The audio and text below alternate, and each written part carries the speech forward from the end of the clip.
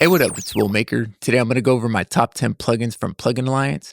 They're part of Native Instrument and they're an online seller of audio software. Plugin Alliance offers perpetual licensing, plus they offer subscription based. Personally, I'm not into the software subscription based model, so I appreciate the fact that they do offer perpetual licensing. They do have a unique spin on their subscription base, which allows you to keep a certain amount of plugins depending on the package that you sign up with. They do also allow you to try the plugins out free for 14 days. For signing up, they do give you a bundle that includes 8 free plugins, and they also do include emails with discounted coupon codes. So with that, here's my top 10 Plugin Alliance plugins. First on my list is going to be Blackbox. This was probably the first plugin that I heard from Plugin Alliance, and I heard it because I seen Dave Pensato using it, so I had to try it. There's two versions. There's the HG2 and there's the HG2MS. The HG2MS includes mid-side processing and also some advanced filters. And maybe because I started with the HG2, that's the one I tend to use the most. So I have the black box here on the master fader. You have an emulated 6U8A pentode and triode tubes. There's also an alternate tube setting. One is smoother, one's more aggressive. The saturation knob is a dry-wet knob and how much saturation you're mixing back in. Up here, you have your EQ curve, low, flat, and high. There's also an air knob as well. So here it is on a track.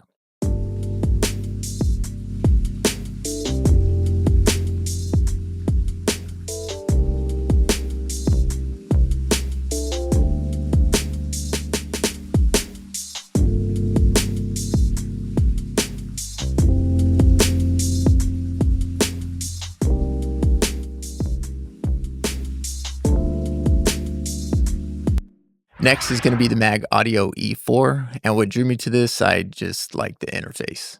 The air knob is what keeps this in my rotation and why it stays a favorite. The subband is set at 10 Hz and it helps control the low end rumble. So here it is on the master fader.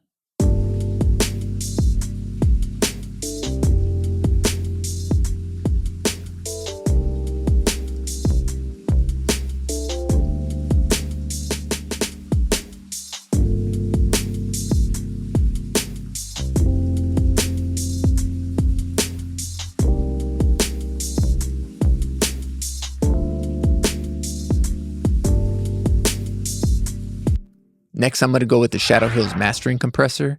You have the optical and you have a discrete section. The optical is fixed with the attack and release, and the discrete, you have more flexibility. You can shape your tone here with the steel, nickel, and iron. You also have parallel mix control. You got a sidechain filter. If you're starting out, this compressor can be a bit challenging to understand how it works.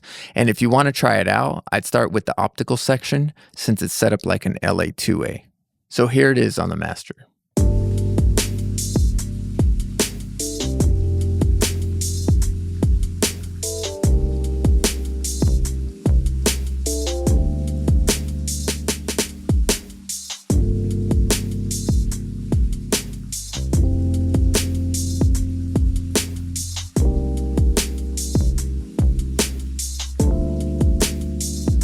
Next is going to be the AMIC 9099. It's based off the Rupert Neve designed 9098i, and this is my favorite sounding channel strip from Plugin Alliance. This offers a soft clipping feature, it offers a mono maker, it offers stereo width, you have a high pass, low pass filter, you have a gate, compressor, limiter, and you have your EQs. Here I have it on a kick.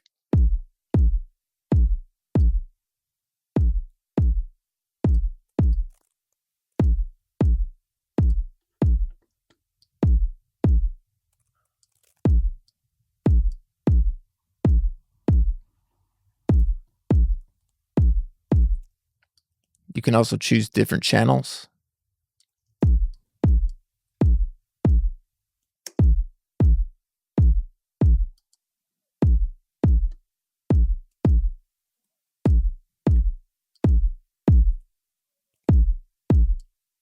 Next is going to be the Metric AB. I did have this one on a previous list, but it's a really handy plugin for mixing and mastering. I just put this on my master fader, and then I go ahead and I just drag my reference tracks in here, and then basically you can just AB them. You got a playback, spectrum analyzer, stereo imager, loudness, dynamics.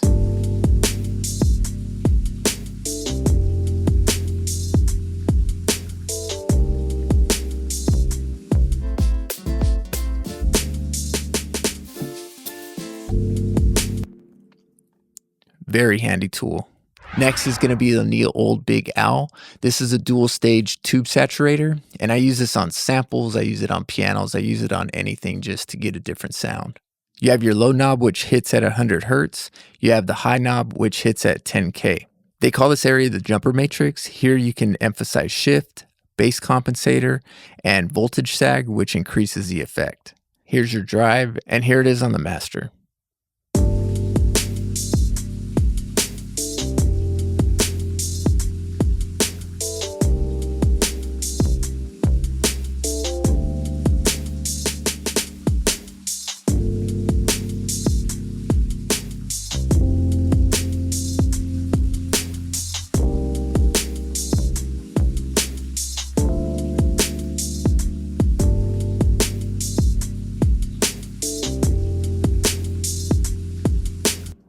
Next is going to be another one from the Neil Old series, and it's called Warble, and it provides vintage tape modulation and lo-fi effect. This area is called the modulation block.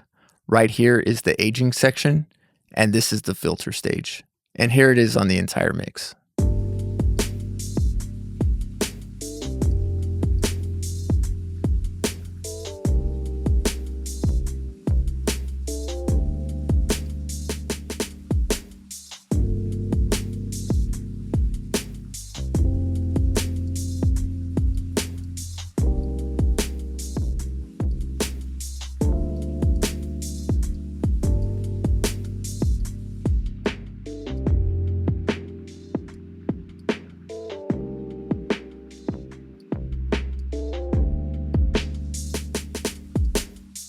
Next on the list is going to be the BX Sub Synth.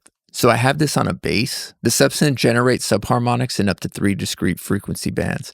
This can definitely help with low end or if you need some bottom end. This has a bit more options than the free sub filter, which is part of the free Plugin Alliance bundle. So with the trim knob, you just want to make sure that the LEDs light up white.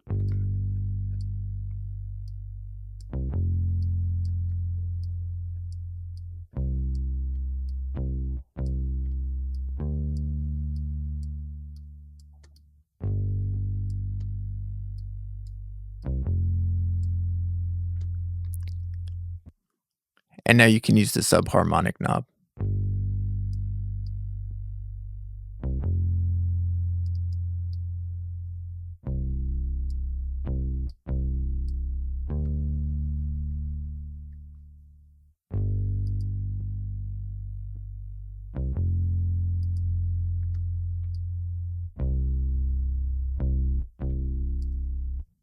Next is going to be the Dangerous Music Bax EQ. This is modeled after the hardware unit, and I typically use this in mastering. So if I'm looking for a touch of brightness or low end, this is what I grab. So here it is on the entire mix.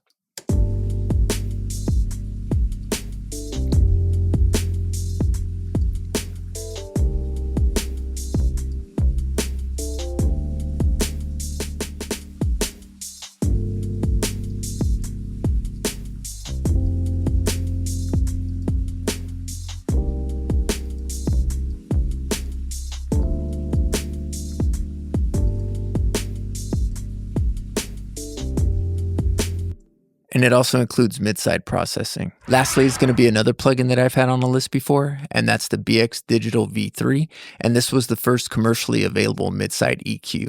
I use this mostly in mastering, but will also use it in mixing from time to time. I tend to use the mono maker and the stereo spread the most. You can also use it to check your mix in mono.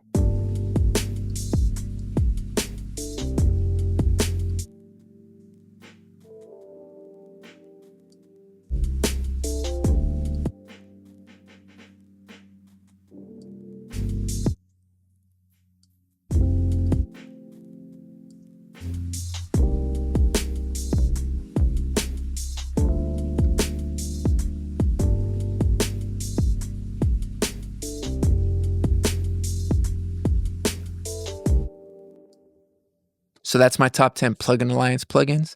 So if you like content like this, please feel free and like and subscribe. Other than that, peace out.